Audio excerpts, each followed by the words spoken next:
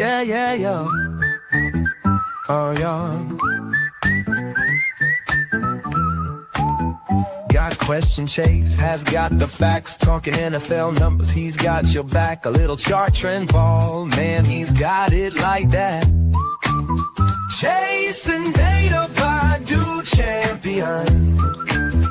Chasing data applies to everyone. Chasing data, yeah, we're live today. Chasing data for always. Chasing data by Do Champions.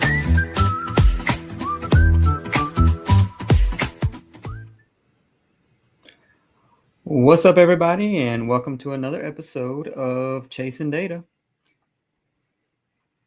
Tonight, we will be doing something a little different. We will be focusing on, one second here, get this straightened out.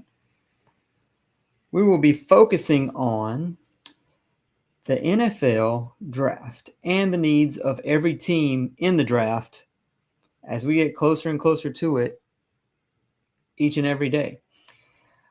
We are, 2 weeks away now?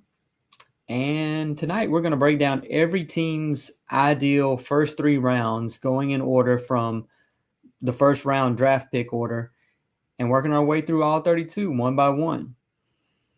But before we get started, let's go ahead and hear from our sponsors and we'll get right into it.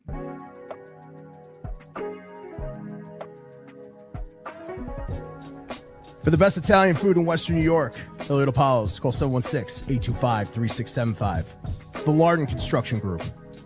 Fubo TV, the official streaming service of Do Champions. FanDuel, the official sportsbook of Do Champions. For all your summertime needs, beauty pools, as well as kayak pools.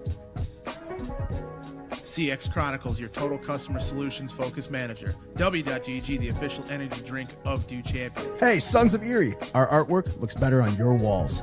Hamburg Brewing, please visit our tap room on Boston State Road, Hamburg, New York. And finally, Fat Boy Surf Club for all your surfing needs.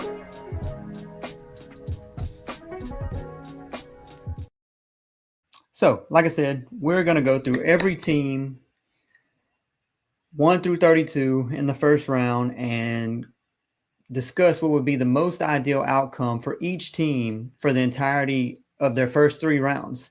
Every team this year has a first, second, third round. There's one team I think that has 1 first and 2 seconds, and then one team that has a first, second, a fourth, or maybe another.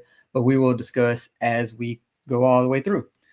So let's get right into it, and let's start with the team number 1, which is almost a given pretty much for this team.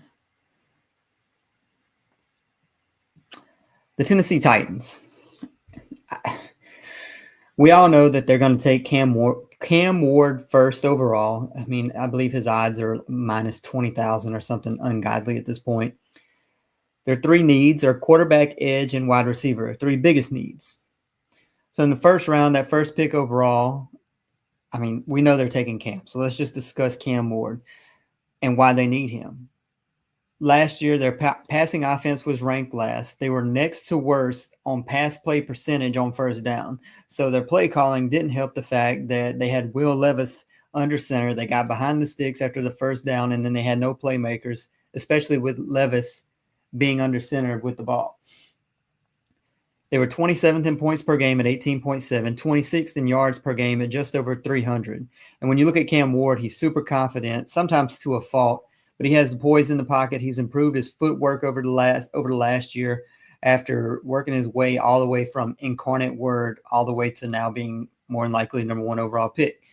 He does have foot speed, not the most elite, but he does have it. He can break out of the pocket and make those unorthodox throws on the run for sure. And he has an arm to do that. I mean, it's almost very Patrick Mahomes-ish, I would guess. You could compare him to Jordan Love in that sense.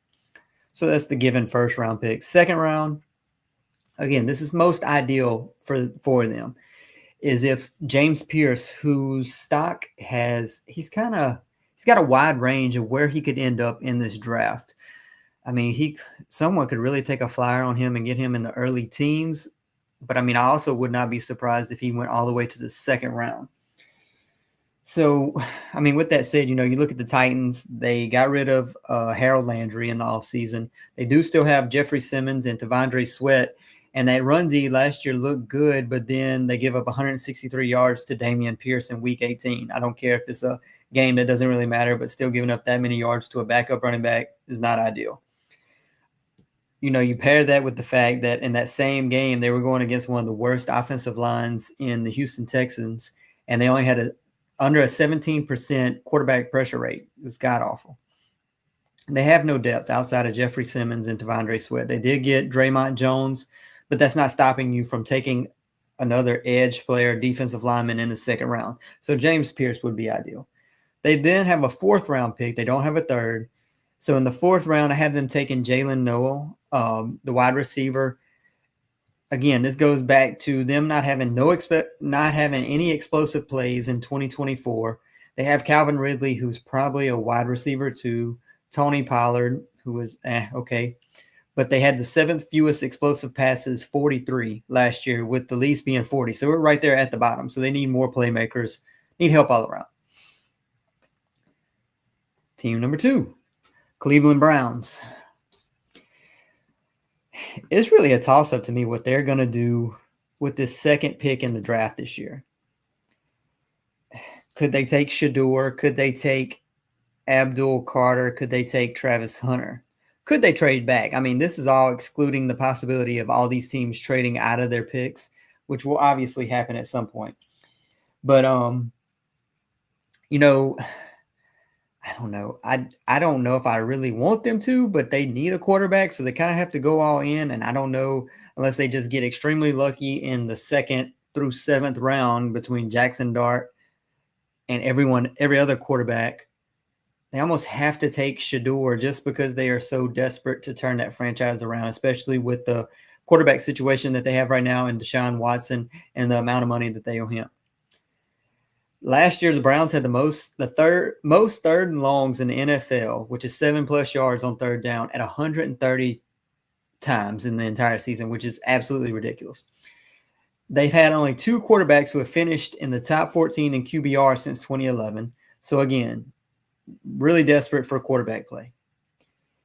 While Shedeur does have low arm talent per se, he's kind of the opposite of Cam Ward. He does take care of the ball. He's less risky. He can scramble. I mean, we saw what he did with that horrible offensive line in Colorado last year, and he's also very accurate. He had school records last year in pass yards at over 3,000 and completion percentage, a 27-3 ratio, touchdown to interceptions. So, I mean, they almost have to take the chance. That or somehow figure out a way to trade back up and get Jackson Dart before another team does for them. Secondly, I have them being in need of an offensive lineman.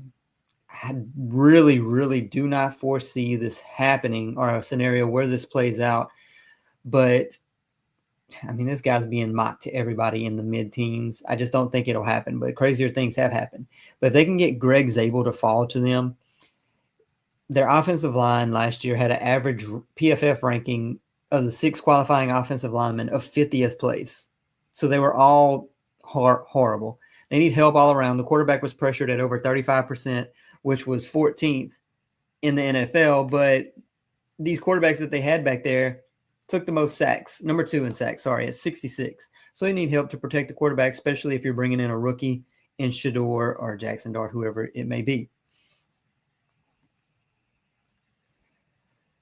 Third round, running back. Their defense, it does need help, but, I mean, you're not running into the season with Jerome Ford, Deontay Foreman's long gone, Jerome Ford, Pierre Strong. Like, those two are not going to be your running backs going into the season. So in the third round, if you can get someone the likes of Travion Henderson, who lacks a little bit of size for breaking tackles and blocking, but he does have very good speed. Get another playmaker, because when you look at last year, they had Chubb, who we thought was going to come back and kind of do something. He had just 300 yards, 3.3 yards per carry, 3 touchdowns, and a 41% success rate. The other running backs in that running back room did no better than what he did behind that line. And I don't really expect anything else unless they bring in some new talent in 2025. So, moving on, that's team number 2. Team number 3. New York Giants. The theme here with these top teams all need quarterback. So for them, I mean, this is assuming that Cam Ward and Shedeur are going in the first 2 picks. If they're going in the first 2 picks, then they're almost obligated to take Jackson Dart with pick number 3. I mean, do they do that or do they trade back? Again, they are so desperate for quarterback play. I mean, I guess they're less desperate just because they do have Russell Wilson this year, but they are trying to build something for the future. So their biggest need, to me, is still quarterback. Russell Wilson is just a placeholder for a year, 2 max. Would be most ideal if they do trade back to still get Jackson Dart and get him on that 5th-year option as well. He did show flashes at Ole Miss. Take a chance on him. He's a 2-sport player in baseball and football. He play makes out of structure. But my question is, was his success solely scheme dependent? Can he come into a new scheme in New York and excel like he did in college at Ole Miss? He still needs to improve his defensive reads and ball placement. But if you can bring him in and sit him for a year behind Russell Wilson and just learn, sure. Again, why they need a quarterback for the future? Out of the last 5 quarterbacks that they've drafted, they have only 70 starts out of those 5 quarterbacks, and Daniel Jones had 69 of them. So it's just not ideal what they've been doing at the quarterback position. Secondly, this name's going to be repeated a lot tonight. Somehow in the 2nd round, they can get Greg Zabel. I don't think it's going to happen. But if they get him, they need him. I mean, they do have some strengths, but your offensive line is as weak as your weakest link. And that weakest link is probably Evan Neal. But they had the 6th highest quarterback pressure percentage last year, almost 38%. Not good. Zabel's a 5-position lineman. You can move him around. Elite arm length, projected as a center or a guard for his own block scheme. But, I mean, you can really move him around anywhere. So good fit for him. 3rd round, they could get the likes of someone like Chris Paul Jr. That would be great. I mean, outside, that back 7, outside of Okereke, they did bring in Javon Holland this year in the offseason. So that helps at secondary. And Paulson Adebo. But, I mean, how good is he going to be? His advanced analytics don't really show the best at times. It's kind of conflicting data as far as what he is as a cornerback. But the Giants last year, they were 27th in coverage, 7.7 yards per attempt allowed, which is not good. 15 takeaways as a defense, which was 4th from the bottom in the NFL. So they need playmakers. They need somebody. There's only a few linebackers that I feel confident in this draft, and Chris Paul Jr. is one of them, solely because he's an athlete and he's intelligent. And that intelligence carries over well into the NFL more times than not than just being a athletic freak. Number 4, New England Patriots. They do have a quarterback, first team with a quarterback. So 4th overall, it's going to be interesting to see how this plays out, especially if 2 quarterbacks are, I spoke about this whenever I was doing a deep dive with the Patriots a few weeks ago. It's going to be interesting how it plays out, because if the Patriots are in the position where 2 quarterbacks have been taken by pick 4, because, I mean, it's not far-fetched at all that the Titans, Browns, and Giants, 2 of those 3 take Cam and Shedeur. That leaves the Patriots with the option of Travis Hunter or Abdul Carter. Now, although cornerback or edge is not their biggest need, those 2 may be the top 2 talents in the entire draft. So it's going to be hard to pass up on them. I discussed, the possibility of them trading back and collecting more picks, because they do have a lot of holes on this team, to then be able to, if they move back 4 spots, they can still get an offensive lineman. I'm sure Will Campbell or Armand Membu will still be there. But I haven't taken Will Campbell. His arm length has been discussed ad nauseum, them being shorter. I mean, worst thing, you kick him into guard, and he still excels. All-pro at guard, probably. The quarterback last year was pressured at the highest rate at 41%. I mean, they didn't run play action probably because they couldn't protect the quarterback. They had the second least play action at less than 15%. And their offensive linemen last year were ranked 34th, 39th, 69th, 74th, and 81st. Terrible. Second biggest need. They did bring in Stephon Diggs, but now let's take another wide receiver. Ted McMillan's going to be gone. Do you go for the likes of Luther Burden III out of Missouri? Home run hitter. I mean, you need help. So you need. I mean, it's not like you can say, "Oh, he's duplicative of what Stephon Diggs is." Just take him and move on. Their offense was terrible. 30th in points per game, next to last in yards per game, 30th in red zone scoring, 28th in yards per pass attempt, last in pass yards per game. They had no dominance at all on the offense. Yes, they did bring Stephon Diggs. They still have a lot of holes, though. 2 players had 600 or more yards, 2 at 500. 2 of those 4 were tight ends. The highest ranked wide receiver rating was Pop Douglas at 55th out of, I want to say, like 130 wide receivers. Terrible playmakers in New York. So, third round, could they get the likes of Dylan Sampson out of Tennessee? I mean, he can definitely a speedster, can pull away with his speed, good hands, also relatively good in goal line situations. Again, more stats back up the fact that their offense was god-awful.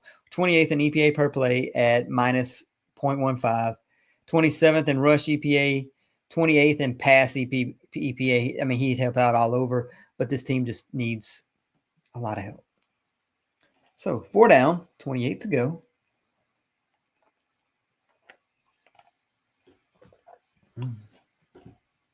Jacksonville Jaguars. Probably the most chalky pick that we've seen thus far is Mason Graham going at 5 to the Jacksonville Jaguars. He does have shorter arms, but everything else is great. He's fast. He's violent. He's a 3-tech and a 4-3 front. I mean, he could really do whatever you need him to, though. They had a lot of issues on the defensive side of the ball in Jacksonville. They gave up a lot of pass yards because they couldn't. I mean, they did get to the quarterback, but it will help if they get someone else to add to Josh Hines-Allen and Trayvon Walker. I mean, they had a positive EPA per rush allowed. I mean, they do need someone to help stop this run. They haven't had a defensive interior presence since, like 2017 when they had, who was it, Avery Jones and Malik Jackson. So, I mean, they do need defensive line. Second round, if Trey Amos could fall to them, I mean, he's being mocked at best at the end of the first round. So, I mean,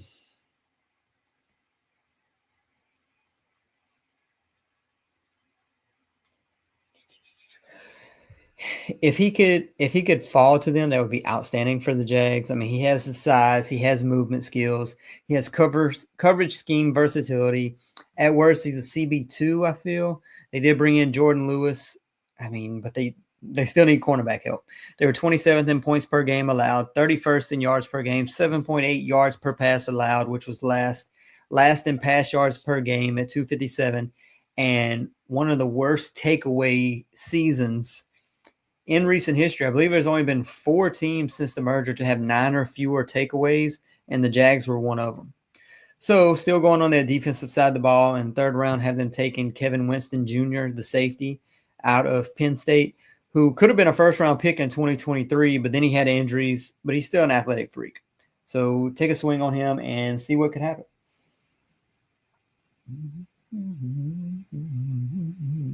Team number 6, another what seems to be chalky team as far as their pick, but I'm curious to see what happens really with this team at 6. So everyone has them, or majority has them taking Ashton Jeanty at pick number 6.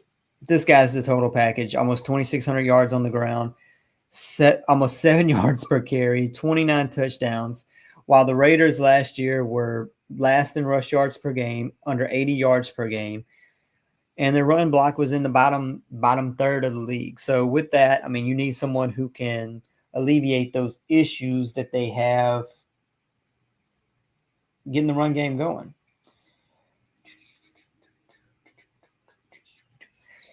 Second round, again, wide receiver Luther Burden. pair him with Brock Bowers and Jacoby Myers. I mean, I don't think, even though they have those two playmakers, Jacoby Myers is going into his last year of his deal. So it's not like he could be not there long term. So go ahead and get you another playmaker. But they do have holes on the defense as well. If somehow Maxwell Hairston, who's projected to go in second round for a lot of mock drafts, if he can make it to the third round and, I don't know, maybe flip him and Bird and take Maxwell Hairston in the second round, because they were 25th in points per game, 6th worst EPA per pass, and if you just watch the film of this team, everybody's always open. So need to do something. Obviously need to do something. And at pick number 7, we have the Jets. The Jets they need a quarterback for the future, because I do not believe Justin Fields is him going forward.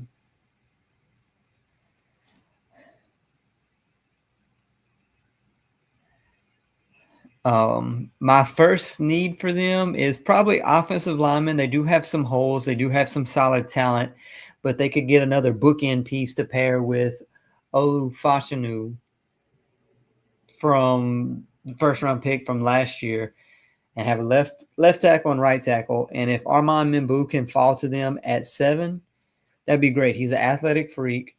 He could play more with power, but his length and mobility make up for any flaws that he has. He can just definitely shore up that offensive line for a future quarterback.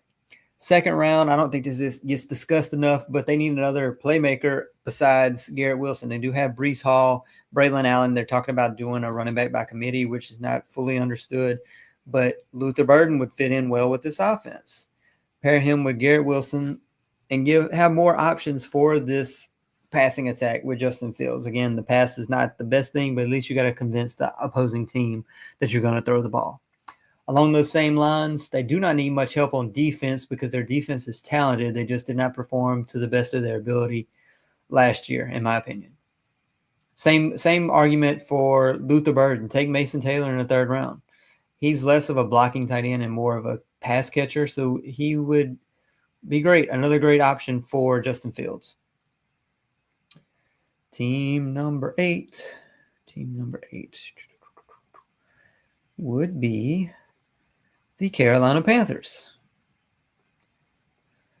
So the Panthers, their needs, they did go out in free agency this year and spend a lot of money on defense, including shoring up, locking in their CB1 and JC Horn. Was he worth the money?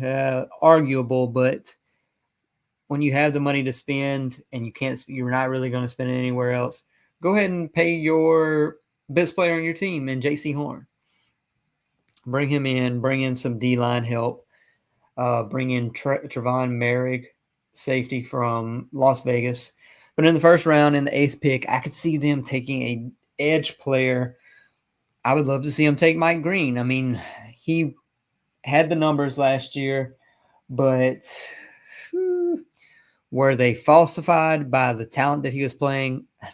I don't know, because he played against 2 great teams or better teams and still stood out in those games.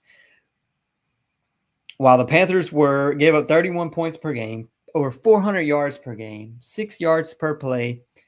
Third down percentage was terrible. Yards per carry at 5.2, 180 rush yards per game allowed. God awful. 28th in pass yards per attempt. Their 2 leading sack getters were Jadeveon Clowney and Ashawn Robinson, both who had 5.5 each, so they need the pass rush. 1 starter on the defense ranked higher in 50th last year. Let's attack this defense, fill in the gaps, help this team out. Second round. I said this earlier, but there is a scenario where Ted McMillan falls to them. Could they take Ted McMillan at 8 and then get an edge player in the second round? Sure. There's probably more edge talent. If you added your 2 talents together and took a wide receiver in the first and took an edge in the second, it might outweigh doing the opposite. But again, Bryce Young needs another playmaker. Adam Thielen is hanging on by a thread due to Father Time. They were last in yards after the catch, had 1 player over 600 yards who was Adam Thielen. No one to consistently go to for the entire season. He had more at the end with Jalen Coker having somewhat of an emergence. But Xavier Legette, their first-round pick last year, didn't really show what I believe they expected him to.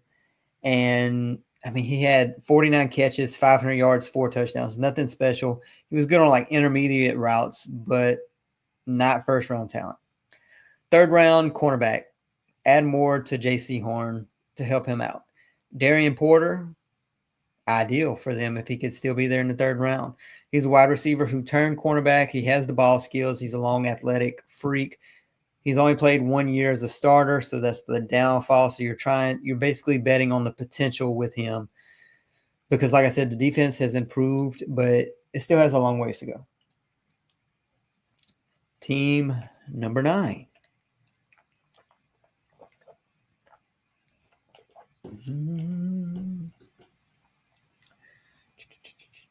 Team number 9. Where are they at? There we go. Saints. They have the 9th pick. I believe today that if they would have lost against the Falcons and the Giants, that they could have had the number 1 pick this season, which would have been outstanding for them. I mean, taking Cam Ward probably would have helped move on from Derek Carr a lot more easily, but that's not the world we live in. So with the 9th overall pick, they do need cornerback help. I mean, this team is just aging all over. They do have several holes just due to the age on this roster. Cornerback in the first round at 9. Will Johnson, who probably would have been a top 5, top 3 pick last year, had the injuries this year, kind of made him fall. Not as good of tape as he had in 2023, but still a solid athlete. The defense as a whole was just not good. I mean, the team was not good. They were 28th in pass yards per game allowed, which was awful just when you look at the fact that they were down majority of the games, and they're still giving up that many pass yards. 1 takeaway per game, which is in the bottom third. They can't tackle last in yards after catch over expected. So they need someone like Will Johnson to help out that secondary. Second round, Luther Burden again. Is Chris Olave staying? Maybe. I don't know. There's so much speculation about him being traded. His brother tweets a lot about what they should or shouldn't do with him and his contract. They still need more weaponry. They have Juwan Johnson, who they brought back on a ridiculous contract. Rashid Shaheed is going into his last year, I believe. And then that's it. And there's no depth behind their stars. So if someone gets hurt, it's over. They have Taysom Hill, who's 35, who's coming off an ACL injury. Derek Carr, who's 34. They had Jamal Williams, who's 31, but he's gone now. Alvin Kamara's 30. Kendre Miller didn't show anything or any promise. So they need weapons in general.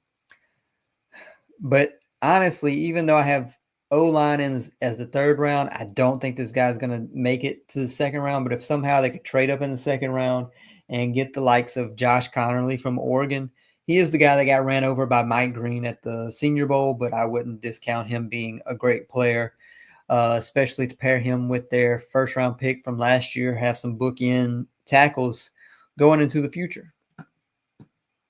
Team number 10, almost a third of the way there. We have the Bears. The Bears. The Bears. Offensive line. Ben Johnson came in and kind of made it a go-to on what he had to do for this year, ensuring up that offensive line, kind of replicated the blueprint from Detroit and what they did there. Protect the quarterback. We saw how much Caleb Williams was affected last year, just scrambling around, not being a pocket passer like he can be and delivering an accurate ball. So if Armand Membu is still there at 10, they take him. If Will Campbell's there, you take him. I know they traded for Joe Thuney and Jonah Jackson and signed Drew Dahlman, but that offensive line is not solidified for sure. I mean, Membu's athletic freak, 4'9", 140. They had 68 sacks allowed last year, which is the most in the NFL. Take an offensive lineman. Second round. I mean, this team, they did a lot in the offseason. They still have holes, but it's just not like the biggest needs. They just need to perform better with the talent that they have. Take a running back in the second round. Is Omarion Hampton somehow still there? I do believe he will be the second running back off the board after Ashton Jeanty, but it kind of depends on how far Ashton Jeanty falls as to if Omarion Hampton, who I believe could go in the first round to the likes of the Chargers, the Broncos. I mean, if Jeanty goes early, does Hampton go to the Cowboys? I mean, it's not many holes on this team right now, so this would be ideal if they could get Omarion Hampton. He has the power, quickness, and speed to elevate this offense. They are a team who has another second-round pick. So Shamar Stewart is one whose range is kind of big for this draft. He is the one athletic freak, but doesn't have it all there just yet. So if you're the Bears, swing for the fences on the upside for this guy right here. Another second-round pick. If you could walk away with your first 3 picks being Mimbu, Hampton, and Shamar Stewart, if you are a Bears fan, you are more than elated. Team number 11. Where are they? Right there. The Niners at pick 11. So, sorry about that. Let me go back. So, even though it's not even listed here, I did see a mock draft that had Ashton Jeanty falling beyond the Raiders, beyond the rumored Jets, beyond everyone else, and getting to 11. And their argument was that Kyle Shanahan sees the writing on the wall with Christian McCaffrey and him traveling to Germany to solve his injury issues, and swings for the fences and gets Ashton Jeanty in this offense, which would be nuts to say the least.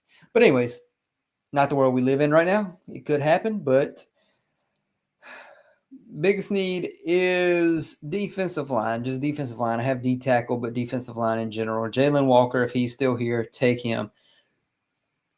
Who is a hybrid linebacker edge. I mean, they lost Leonard Floyd. They lost, was it Javon Hargrave, who really didn't do anything for them. Bosa's still there, but, I mean, that's it. Need more help on the defensive line. Take him. Then take Tyleik Williams with your second pick if he's still there. 100 tackles, 18 tackles for loss, 5.5 sacks in the last 2 seasons. Shore up that defensive line, build the defense up for Robert Saleh. And in the third round, get offensive line help. Trent Williams probably doesn't have many more years, so you need to have a backup plan for him going into the future. With that said, Emory Jones would be ideal for them in the third round.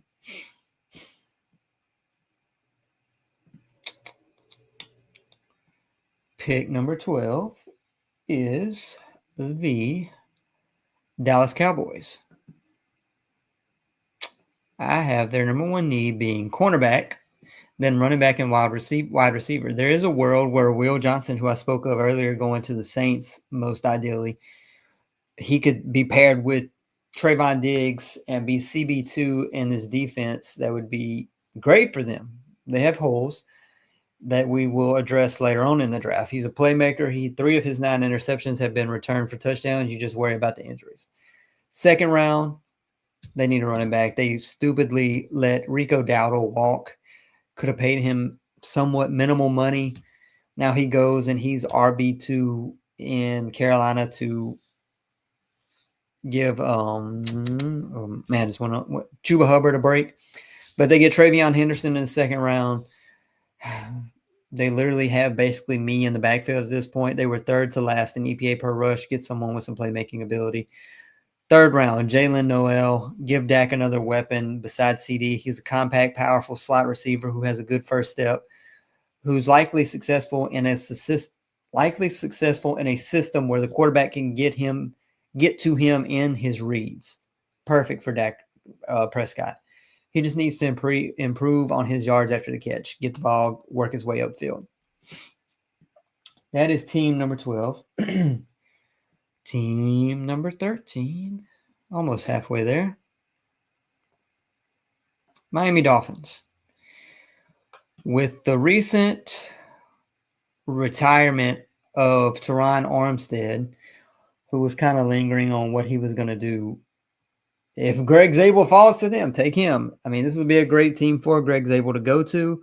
He, like I said, 5-position lineman, elite arm strength, guard, center, could play anywhere, honestly. I mean, it's part of the scheme last year, but Tua had a time to throw of 2.42 seconds, which was the fastest in the league. The next fastest was 2.55. I mean, part of this is because Mike McDaniel's offense is shaped around the fact that Tua gets the ball and already knows where to throw it based on Mike McDaniel's ability to predict what the defense is going to do and whenever running these routes. So he kind of throws it before it's even known if the player's open. So that's part of the reason for the time to throw. Second round, Shamar Stewart. Same thing I said with the Bears. Take a swing on him. This team had the second fewest sacks last year. I mean, 6th fewest sacks at 35. So go for it. Jake, a true Miami Dolphin fan for sure. His favorite team in the AFC East. In the third round, Kevin Winston. Talk about him. I mean, he's probably going in the third round, I would guess. If somebody wants to take a real swing on him, take him in the second round just based on the hope that he does not get injured like he did in the last year. Javon Holland's gone. Like I said, Kevin Winston's an athlete. He was a first-round prospect until he had the injury, and he could be the top safety if he stays healthy. So go for it if you're the Dolphins. Need help there anyways. Is Mike McDaniel on the hot seat yet? If he misses the playoffs this year again, definitely. I wouldn't say he has to win the division, but definitely has to be competitive. Team number 14.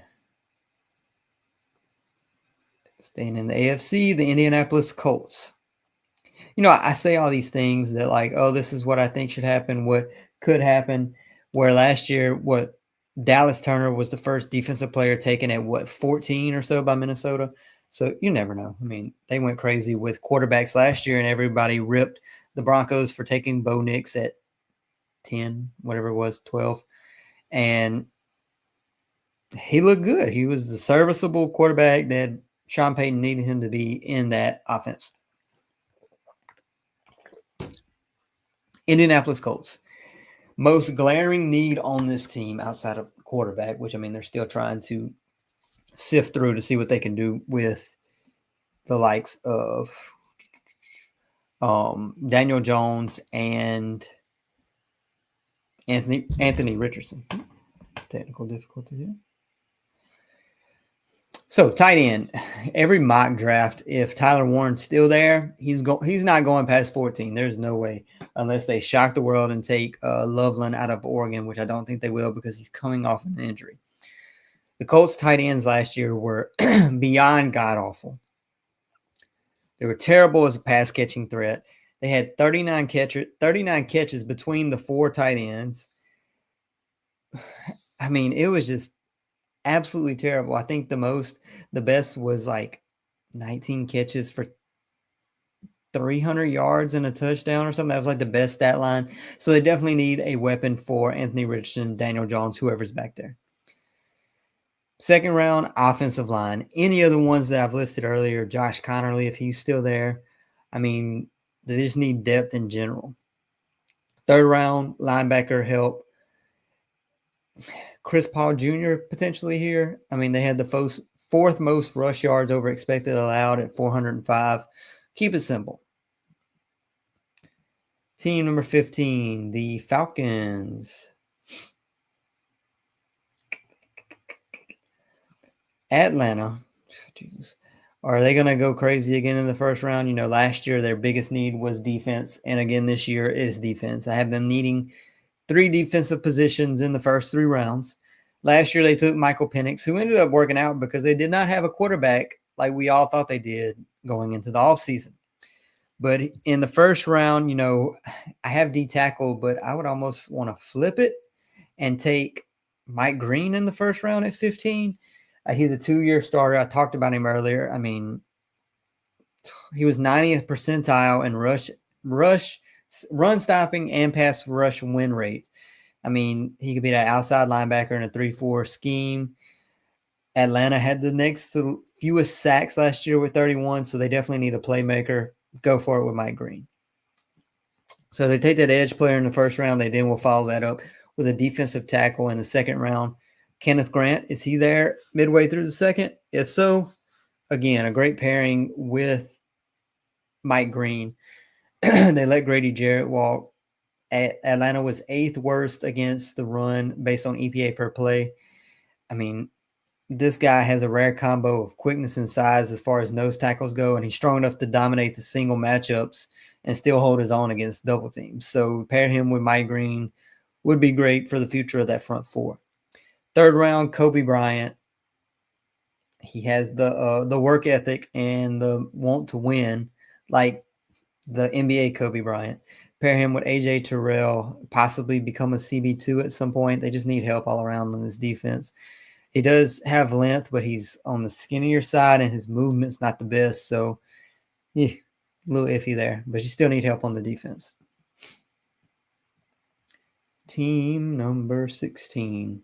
Almost halfway through the first round, we have the Cardinals. If I can bring up their image. Where are they at? There they are. Okay, Cardinals. Actually, these last two teams, the Falcons and the Cardinals, were ranked 22 and 21 in my power rankings, so they're right there together. First round, offensive line. I said offensive line, but someone I have not mentioned who will very likely be available here is the linebacker Jihad Campbell out of Alabama. If he's still there, take him. If not, take offensive lineman. Second round, edge.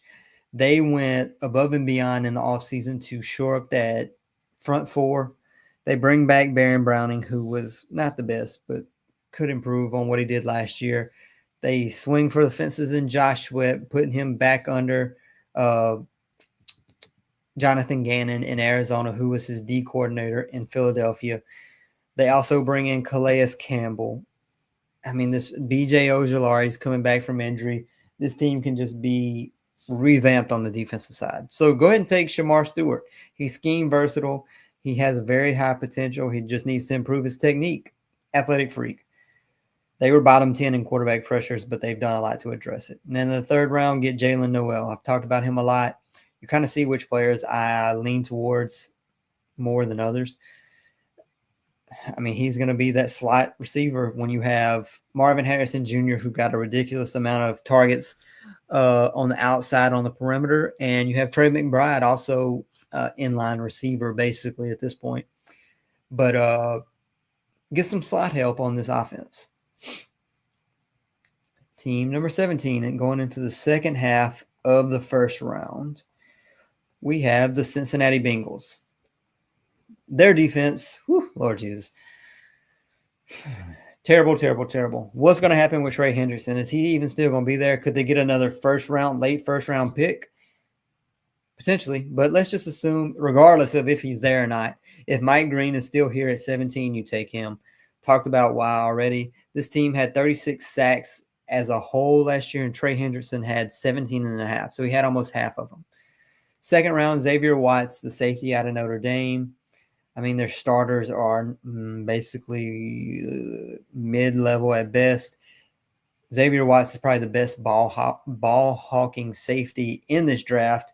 He's intelligent, breaks fast on the ball, just has issues with tackling. But go for it in second round. Third round linebacker Chris Paul. That's one thing I'm going to repeat over and over and over. He just needs to add mass. I mean, he can be a starting wheel linebacker in this league. He's athletic and intelligent, like I said. I mean, this team is desperate for inside linebacker play. Run D was awful. I mean, everything, or mid, that was probably the best thing, but it was still bad. Go get Chris Paul. Team number 18, Seattle Seahawks. No, this is not an error. I do have them taking the same position twice in the first three rounds. Well, did they get a second round pick for DK or a third round? I don't remember. Regardless, same mindset. First round, someone I could see falling to them that could be ideal for them is Kelvin Banks out of Texas. Athlete, he can move. great in run block. He's versatile. His lack of arm strength is the only problem to be a tackle. But again, if it doesn't work out, move him in the guard. You have a lot of holes here. Sam Darnold's there. I mean, Seattle had the 6th most quarterback pressures last year. Geno Smith alleviated a lot of those issues with his ability to work the pocket, work up in the pocket, and had the 4th quickest time to throw. Sam Darnold's not the same player. So please get some help. Please get some help on that offensive line. Second round, Egbuka out of Ohio State. You kind of know what you're getting with this guy. I mean, I feel like he's kind of being undersold at this point because he's still, I mean, he's a great player. So I don't know what the issue is with him as of right now and why he fell to the second round. I mean, I guess his ceiling isn't as high as other players, but his floor, you know what his floor is going to be? He seems very safe, a safe pick, I should say. I mean, as of now, they have Jackson Smith and Jigba, and that's it. Tyler Lockett is gone. DK Metcalf is gone.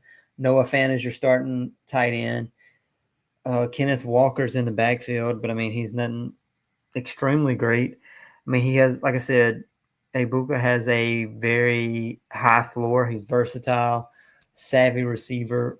Could be a wide receiver 1, at worst wide receiver 2. And then when you get to the third round, or if they have another second round, I don't remember off the top of my head, you take the best offensive lineman available. Again, I mean, this is not rocket science. You take what's there and you go for it.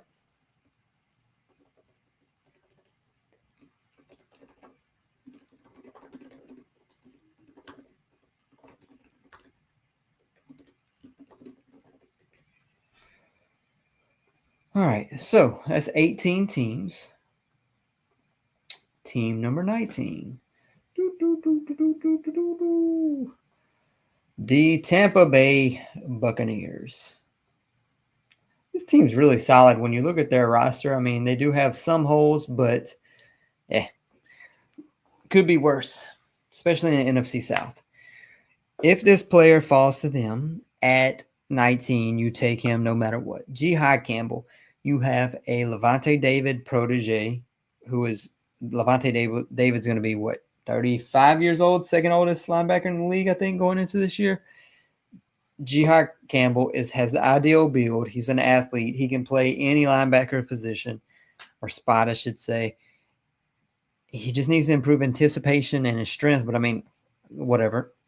Take him. Take him at 19. Please take him at 19. I see Fred Warner in him.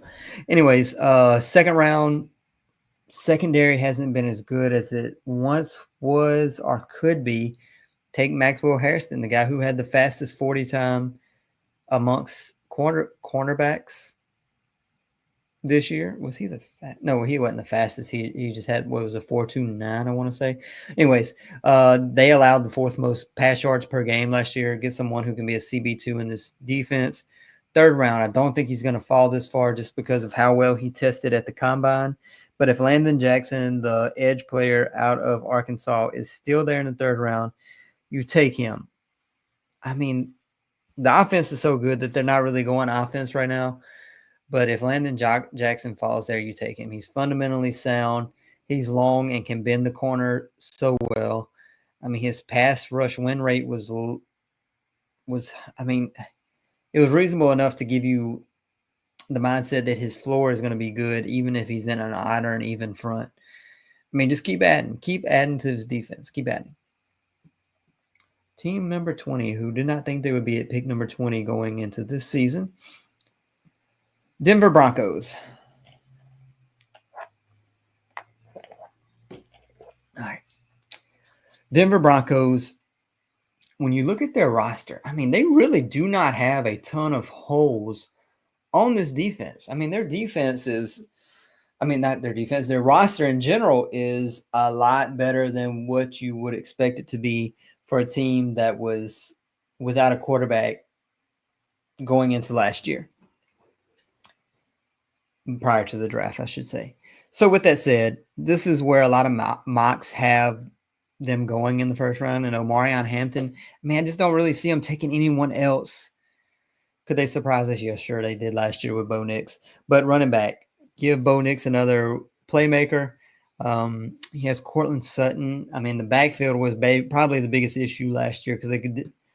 Javonte Williams never took over the role. They drafted Audric Estime out of Notre Dame last year, who never took the ability to do anything great. Jaleel McLaughlin was there, but he's not an RB1. So, I mean, with that said, Omarion Hampton, running back out of UNC, has to be the pick here. Most physically gifted running back probably in this draft outside of Genty. His combo of size, explosiveness, and lower body strength it's just ideal. I mean, you look at him, he's more of a like slasher as far as a runner goes.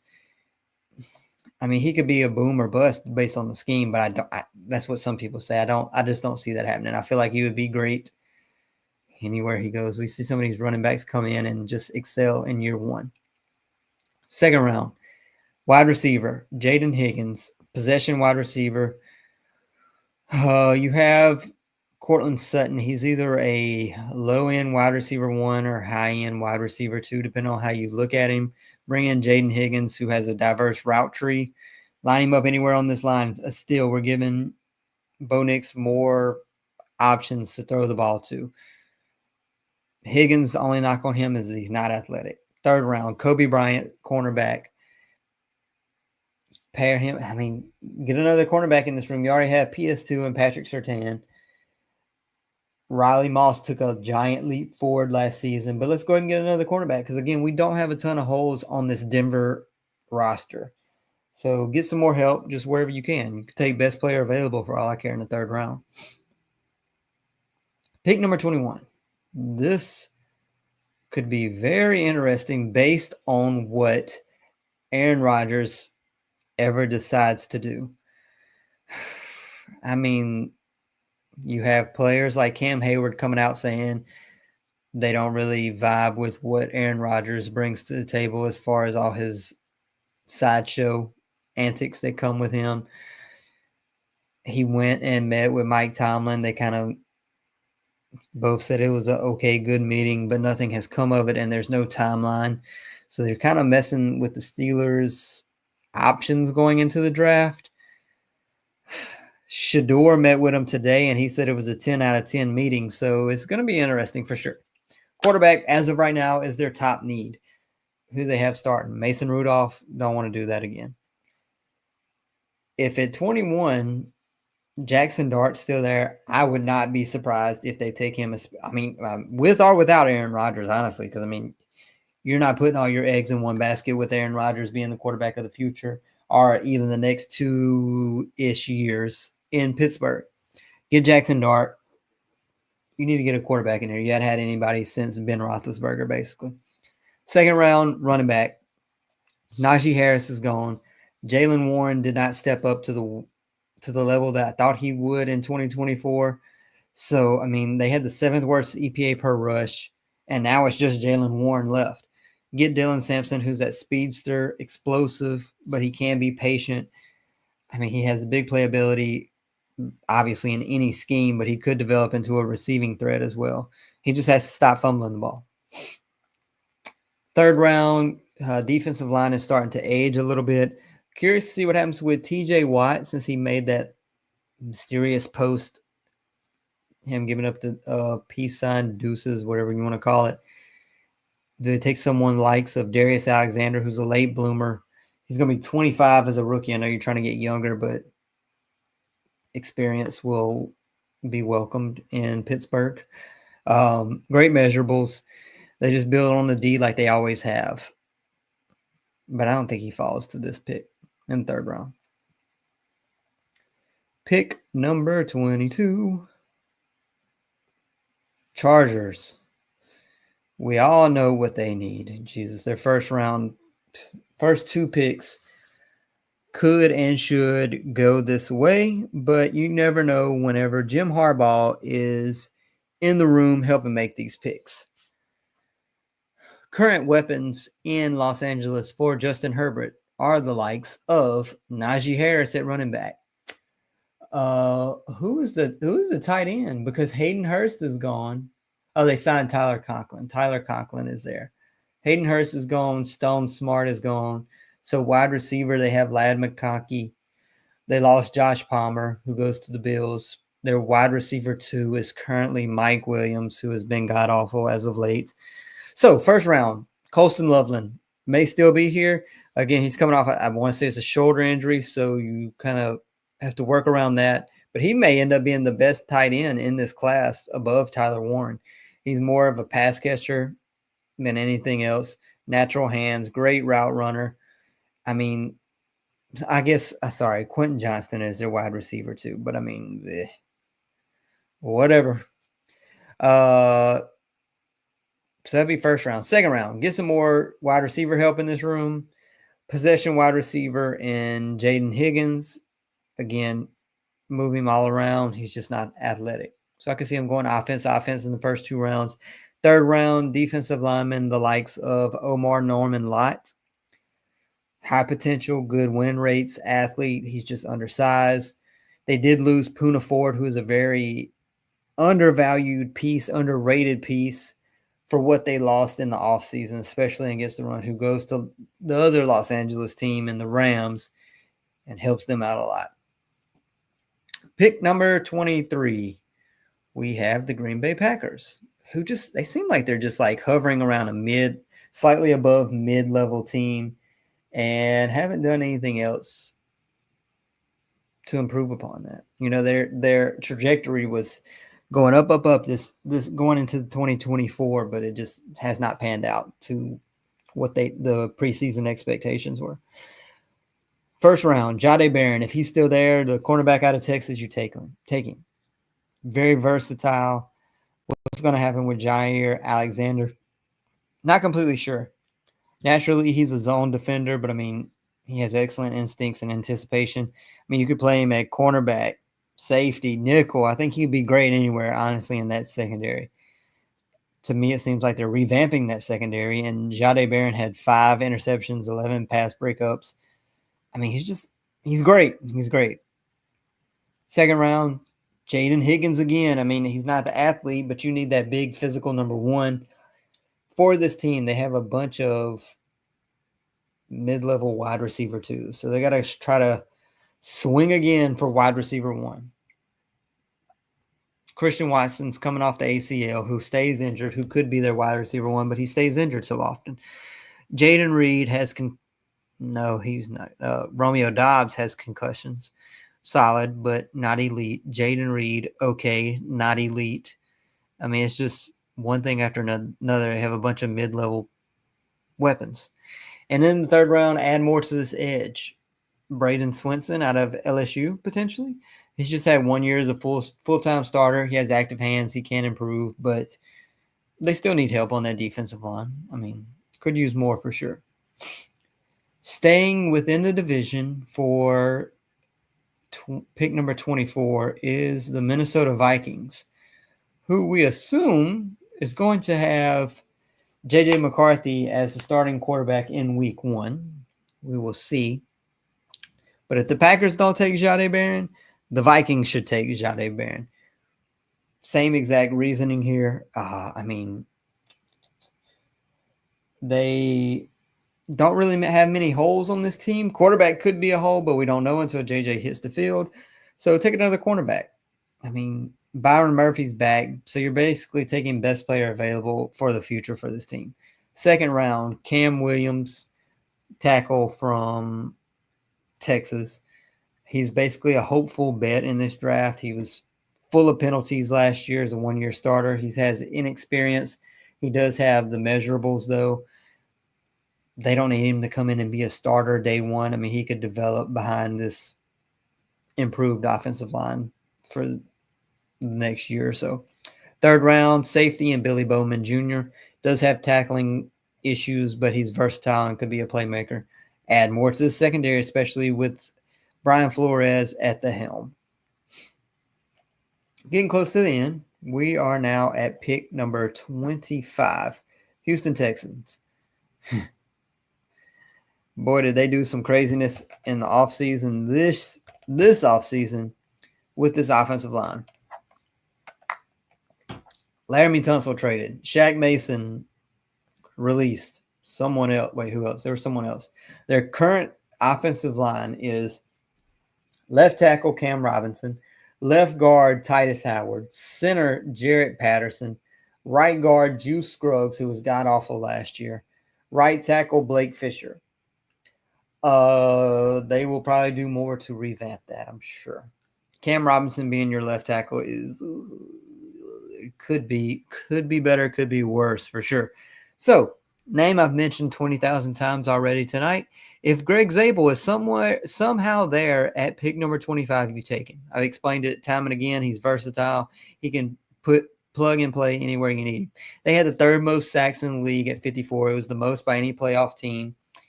Get your offensive lineman. If they go defense in the first round, I may lose my mind, even though I'm not a Texans fan. If D'Amico Ryans takes another defensive player when they have Will Anderson, Danielle Hunter, Christian Harris, Derek Stingley Jr., Jalen Petrie, Chauncey Gardner-Johnson, Kamari Lassiter. Like, bro, if y'all take another defensive player, stop. Second round, take another offensive lineman. Josh Connerly, is he still there? Very good movement. He has some issues with anticipation, but who cares? You need anybody as a reasonable bet versus this offensive line that they currently have. Third round, Jack Beck, wide receiver out of TCU. He could come in and be an impact wide receiver too. He needs to improve on his win rates versus press coverage. He does have the sure hands, though. Who's there right now? Tank Dell is injured. Wide receiver 1 is Nico Collins. Wide receiver 2, John Mechie. And 3 is Robert Woods. Fourth one, you can't even name because I don't even remember off the top of my head. So they need wide receiver help as well.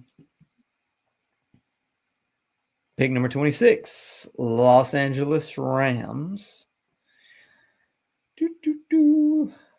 Josh Connerly in the first round. They have holes defense, but I mean, this offensive line is aging, could improve.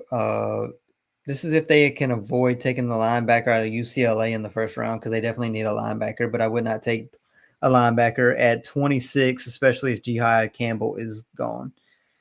Second round, take Chris Paul Jr. Maybe take him a little earlier than what you should, but go for it. They definitely need a linebacker. They've kind of gone with the mindset of we don't really care about linebacker, blah, blah, blah. That's going to be our weak point. Build around it. Front four is great. Secondary was above average last year. But so in the third round, we're going to add a cornerback in the likes of Darian Porter. They had the 6th most yards per pass at 6.5, 5th highest EPA per pass.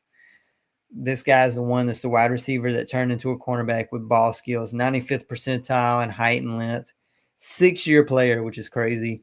The potential's there, and at worst, he's a special teams player. Team and pick number 27 is the Baltimore Ravens. This team really, they don't have many issues. They did lose Patrick McCarry in the offseason. They re-signed Ronnie Taylor. The run game is so important to this team in Baltimore that they need to bring in another offensive lineman, Tyler Booker from Alabama, the guard. His great foot speed, his foot speed is an issue and his balance is an issue, but he's powerful, high IQ. He's definitely a great guard for the run scheme, which is obviously, like I said, so important in Baltimore. They had 188 yards per game on the ground and 89 explosive run plays, which is 10 or plus more yards. That's 13 more than second place. Second round, they did lose Brandon Stevens, which is basically losing nothing. They did have the 2nd most pass yards per game allowed, which a lot of that is due to the fact that they were playing ahead. Teams had to pass the ball to catch up. So, and again, there's not many absolute holes on this team. So take Maxwell Hairston in the second round. See what you can do to pair him with the likes of Marlon Humphrey. See what happens. Third round, Kevin Winston Jr., a flyer who's an athlete. Again, first round talent until he had that injury. Put him back there with Kyle Hamilton. See what could happen. 28. Detroit Lions. Biggest need probably is defensive tackle or defensive line in general. Aiden Hutchinson's coming back. Zadarius Smith walked. They did bring back Levi Onwuzurike. So they could do more on that defensive line. It's definitely not preventing them from taking some. It's taking them. Are they trading for Trey Hendrickson? I wouldn't, just because they do have to pay Aiden Hutchinson, and Hendrickson's going to be, 30? Anyways, first round, if they could get Kenneth Grant out of Michigan, 16% stuff rate, someone to pair with Aiden Hutchinson and stop the run and still be able to get to the quarterback. He has that rare combo of quickness and size at nose tackle. And like I said earlier, he could dominate those single matchups, especially whenever he's close to Aiden Hutchinson. Second round, Maxwell Hairston. This guy's being mentioned over and over. They're always playing ahead in Detroit. They need someone along DJ Reed, who they brought in the offseason, and Terrion Arnold. They did lose Carlton Davis. He's a zone-heavy cornerback. He could be CB2, CB3, just use his athletic ability. Third round, they've always been building in the trenches, so go best player available with offensive line. 29. Coming down the home stretch, we have the Commanders. And the Commanders, who definitely overachieved this season, need defensive line help. Shamar Stewart, if he's still there, do they take him at 29? It's possible. He has the high upside, like I mentioned earlier. Athletic freak. Still needs to work on his technique a lot. He's scheme versatile. They just need a dominant player. They were mid on sacks last year, had the 6th fewest QB pressures. Take an edge in the first round. Second round, cornerback. Guess who? Maxwell Hairston. They need a cornerback. Keep building on D.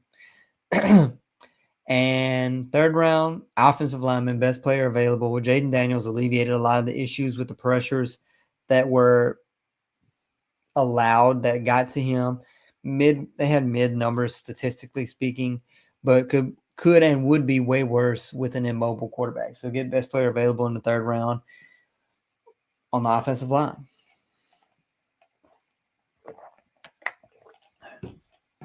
Pick number 30. The Buffalo Bills. At pick 30, there's some back and forth on who they should take, what position they should take. I think it's kind of clear cut, in my opinion, what they should do in the first round. When you look at their last 5 playoff losses, they've given up 33.2 points per game in those losses. It wasn't inability to score the ball. It was inability to stop the other team from scoring. So in my opinion, I've seen him mocked there a few times. Get Trey Amos. He's an ideal blend of size, movement skills, and coverage scheme versatility.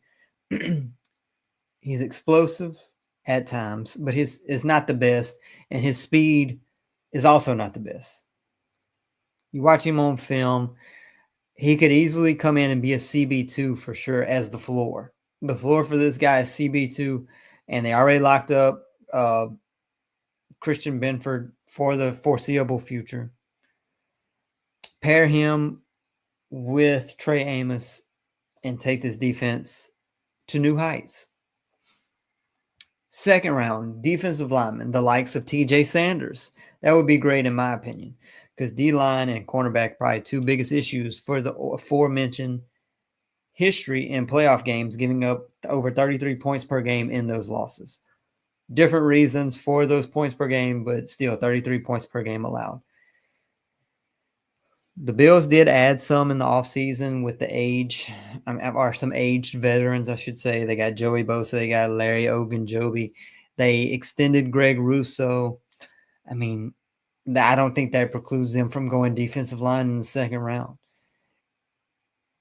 And this will be helpful, especially if they're likely to meet someone like the Baltimore Ravens in the playoffs, who is a run-heavy team. Shore up that run game, add to the defensive line. Third round. This is who I thought prior to what came out today, but Isaiah Bond. His stock dropped after the combine. he does still have top speed, I guess. Or let's say he has top speed. He needs to grow as a wide receiver overall, though, and he needs to be able to do more than just be a vertical threat. But that would help what the Bills already somewhat do. They had 72 passes of 20-plus air yards last year, which was the second most in the NFL. So add another deep threat. Let him do what he's going to do anyways. I mean, Keon Coleman's not going to be their wide receiver one. I really don't foresee that going forward. So take another chance with a wide receiver. They didn't bring in anyone else. They still have Khalil Shakir. They have Josh Palmer, who they brought in. But I'm saying they didn't bring in anyone else that will be that go-to physical at the catch point wide receiver for this team in Josh Allen and late game goal line situations. Plenty of options in Buffalo at pick 30. Last two picks, your two Super Bowl teams. Kansas City, offensive tackle. Josh Connerly is a possibility here. They brought in the backup guy from his name is escaping me right now, but they brought in the backup from San Francisco who played behind Trent Williams. So I don't really understand why they did that. To be their left tackle, they traded Joe Thuney just because he's getting up in age. He's going to want a new contract. He's going into a contract year. It's still always super important to protect Mahomes. He had 36 sacks last year, which is not a lot, but that's the most in his career. But, he alleviated a lot of pressure that was put on him in the season. Second round. Defensive lineman, TJ Sanders. Just talked about him with the Bills. 3-tech, wins with lateral quickness to shoot the gaps. At worst, he's a rotational piece. Chris Jones is not getting any younger. Third round. Not Chris Paul Jr. Linebacker, Demetrius Knight Jr. He's one of the older prospects going into the draft. He is a sound tackler and is good in coverage. He can be kind of over-aggressive at times. Nick Bolton's back, but still can use depth at that linebacker position. Finish this episode off with the Philadelphia Eagles. We know somehow some talented player is going to fall to the Philadelphia Eagles, and it's going to drive everyone absolutely crazy. With that said, I have them taking in the first round, or what would be most ideal, is Nick Emenwari, the safety who tested off the charts at the Combine. He is only one of four players who is 6'3" or taller, who topped 40 inches in the vert, and ran a sub 4.4 time in the 40-yard dash since 2003. They'll get him and they'll make him become the most intelligent, not to say he's not intelligent now, but the most intelligent and most technically sound player in the secondary in the NFL, and they will continue to excel as a team on this defense. But honestly, at pick 32, they just need to take best player available on a team that really doesn't have any holes.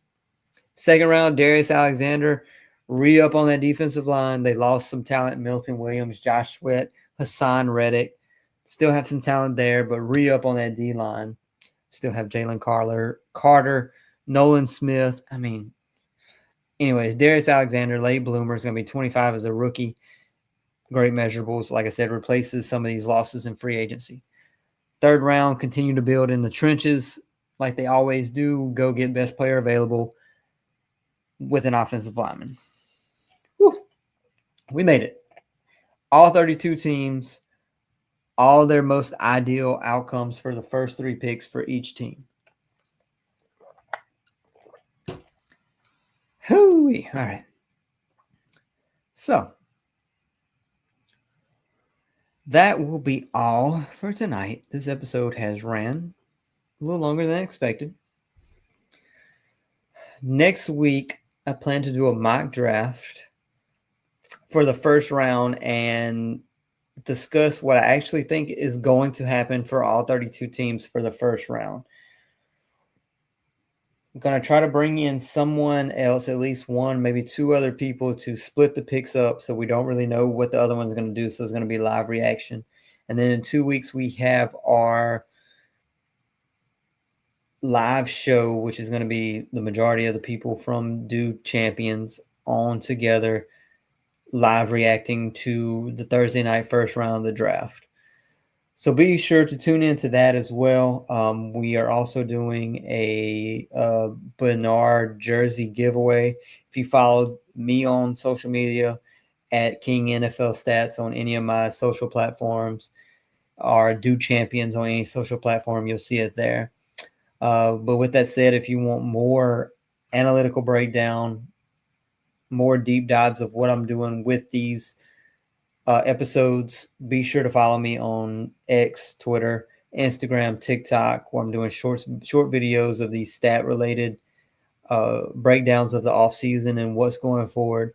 And then once the draft is over, we will get back into our power rankings that we've been doing throughout the offseason. And let me show you where we're at so far. We have gone through 21. So starting in reverse order: Titans, Browns, Saints, Patriots, Raiders, Giants, Panthers, Jets, Jags, Colts, Falcons, Cardinals. And we will do 2019, 18, 17 over the next 2 weeks after the draft. And then we'll start doing one team per episode, where we really get into a deep dive discussing their offseason and what they're going to do in 2025. So until then, thanks for stopping by. Like and subscribe. Follow everyone at Do Champions. Follow me at King NFL Stats on all social media. And catch you on the next episode.